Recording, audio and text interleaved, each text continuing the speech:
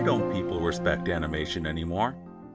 Don't get me wrong, I know there are plenty of people, myself included, that not only respect the medium, but also adore it for doing things no other medium can. But it'd be dishonest to not recognize that general audiences view animation as either lesser than or just for kids. And we all probably know someone that won't take certain shows or films seriously because they're animated. Hell, I've even seen podcast clips debating whether or not it's creepy for grown adults to see animated movies alone. If I saw a dude by himself, like a grown man by himself in the first Frozen, I would... Come on, man. Animation from before its inception dazzled audiences, both young and old. From Charles-Émile Renaud's Théâtre Optique to Winsor McCay and Gertie, to the Academy Award-winning Silly Symphonies and Merry Melodies. And then, with Snow White being the massive hit it was, animated feature films also began to be seen as legitimate ventures. So how did we get here? How did we go from critical acclaim to outright dismissal? Animation continued to grow in popularity with all ages throughout the 1930s and 40s. Then, in 1948, the Supreme Court ruling of the Hollywood antitrust case prohibited block booking, a practice in which studios would only sell their features to theater owners if they were packaged with other cartoons, newsreels, and B-movies. While this was ultimately beneficial for the film industry, it did lead to the end of the theatrical cartoon short. At the same time, animation was pushed to the exploding new industry of television. Unfortunately, the more demanding schedule of television led to the development of various animation techniques meant to cut costs and expedite production. These techniques, known as limited animation, resulted in what many consider to be lesser quality content, especially when compared to the prior pictures. This, along with the rise of Saturday morning cartoons, began to shift the public perception of animation itself. And by the end of the 1960s, animation was no longer a mass market medium with four-quadrant appeal, but had been regulated to little more than kids' stuff. And this new public perception persisted and even grew despite the many examples proving otherwise. And even today, with adult animation being in a new golden age, it's evident that this misperception, for some reason, still persists. And this new string of live-action remakes is just another symptom of this misperception. Alright, let's get on with it.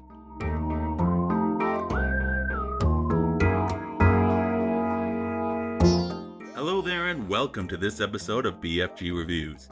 As always, I want to thank everyone who's watched my previous videos, remind everyone to like, comment, and subscribe, and give an extra special thanks to anyone who's already liked, commented, or subscribed.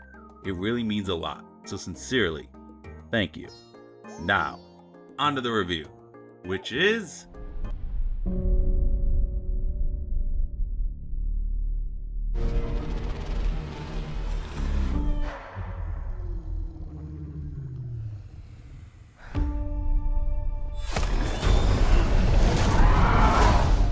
It's okay.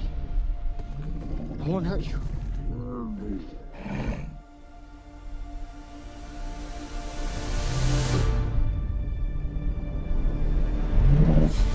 What's up to us? Us? Stick with me.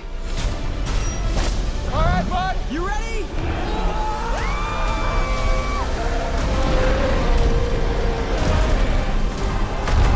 Come on!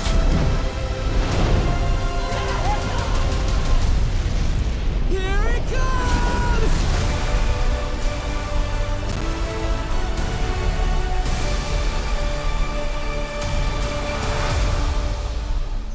2025's How to Train Your Dragon.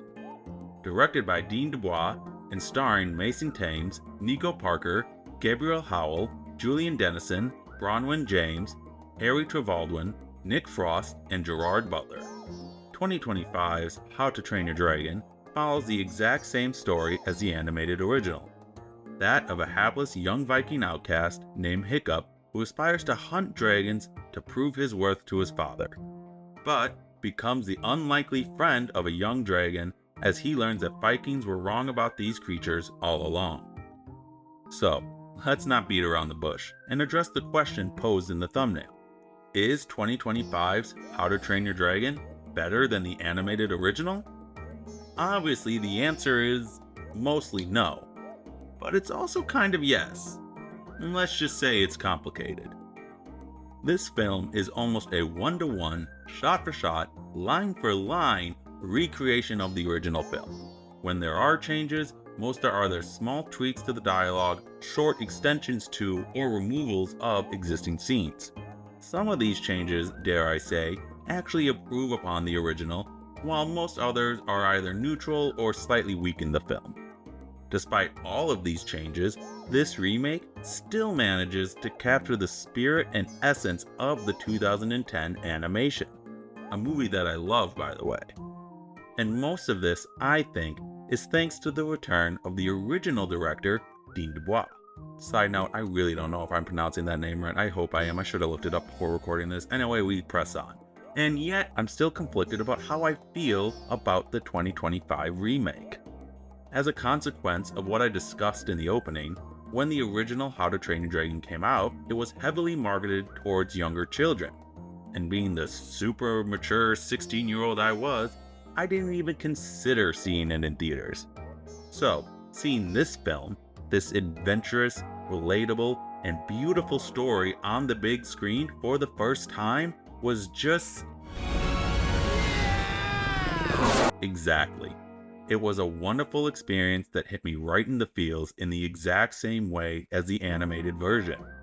But again, it's hard to tell if that's genuinely coming from this film or because I already have feelings, strong ones, associated with this imagery and music. Because this film is essentially the same as its animated counterpart, to the point where the original writers are all credited, the story hits all the same plot and emotional beats. And most of the characters are brought to life perfectly by this new cast. Mason Thames is excellent as Hiccup. He spectacularly captures Hiccup's eccentricities, his need for belonging, and his inventive curiosity. While I'm glad Thames brought his own take to Hiccup, there were some lines that I think only worked with Jay Baruchel's sarcastically sincere style of line delivery.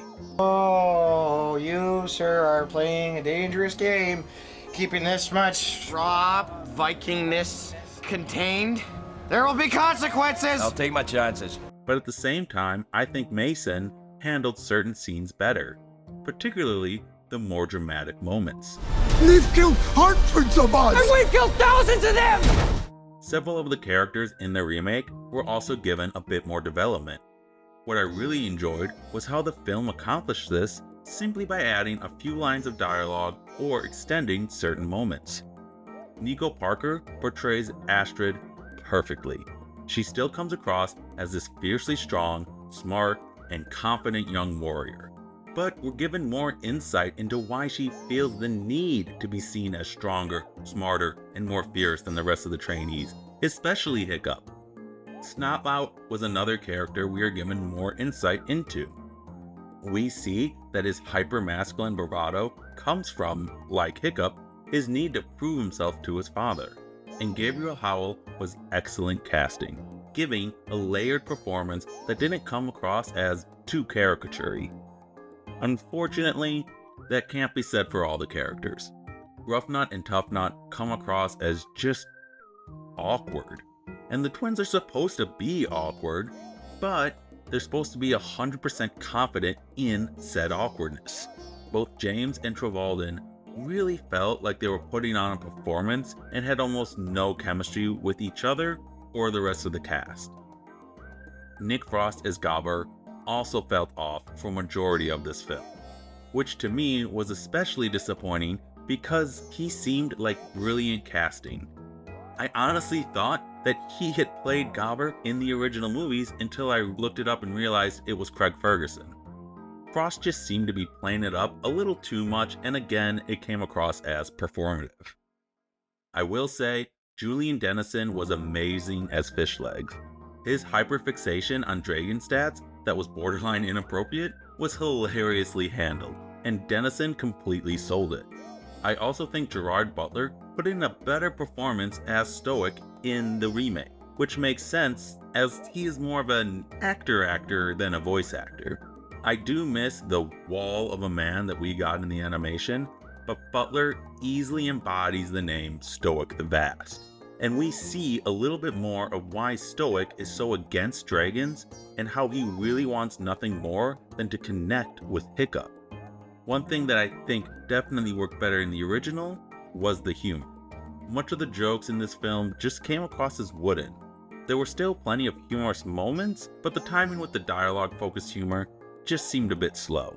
The film's pace in general was a bit slower compared to the original, but I honestly think that it's an improvement. Going into the film, I knew there was an additional 20 minutes, typical for most live-action remakes. But while I was watching, I could not tell where those 20 minutes were added. Then, upon re-watching the original, I noticed that some scenes in the 2010 version seemed a bit rushed, and the same scenes in the 2025 film were merely given a little more time to breathe, allowing the audience to really take in what's happening and feel the impact of the scene. There were also a couple scenes cut from the original. One wasn't much of a loss as it was little more than a small bit of comedy, but the other, while not pivotal, was nice foreshadowing for the climax. There were some moments that felt grander in scale, especially during the climax and with the Queen Dragon. On the other hand, many of the locations themselves seemed to be on a much smaller scale, in particular the Mead Hall. And while the live action sets aren't quite as grand as the animation, I still appreciate that actual sets were built and plenty of this film was shot on location. That helped elevate the quite frankly stunning visuals of this film. The filmmakers were actually able to make a beautiful location look beautiful on film, unlike some other recent films we know.